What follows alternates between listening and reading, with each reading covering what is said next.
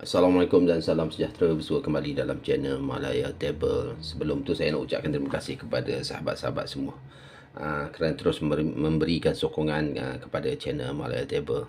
Itulah yang saya ulang-ulang setiap kali saya memulakan pembuka kata dalam siri-siri video-video saya.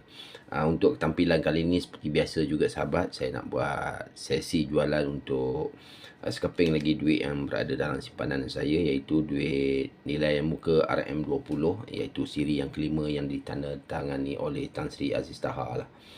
Siri ini telah dikeluarkan pada tahun 1982 hingga 1984. Koleksi ini antara koleksi popular lah dalam dunia numismatik.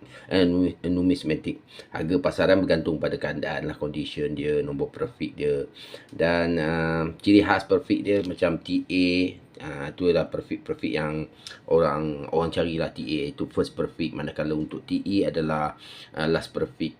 Itu nilai dia agak tinggi. Dia kita boleh dapatkan ni di Carousel, boleh di macam-macam tempat lah.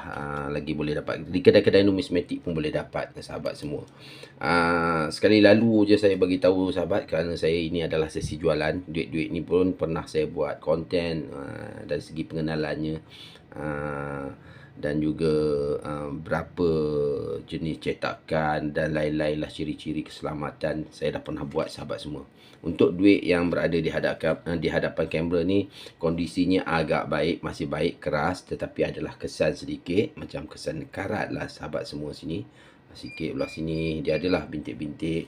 Nak kata kotor tu taklah kotor sangat, tapi orang kata masih mempunyai dalam nilai yang baik lah untuk dibuat jual beli. Sebelum ni saya ada jual dengan duit yang sama juga siri yang kelima ni, dengan ada kesan koyakan, tapi itu telah terjual. Masa tu saya jual RM85 siap pos lah. Untuk duit yang berada di hadapan kamera ni dengan kondisi yang sebegini, saya ingin buat jualan dengan nilai harga RM125 siap pos. Kepada sahabat yang ingin memilikinya, bolehlah terus ke description dan berhubung dengan saya untuk memilikinya. Okey, itu saja sahabat semua, RM125 siap pos, siri kelima, tanda tangan Tan Sri Aziz Taha. Sekian dahulu, selamat puasa. Assalamualaikum.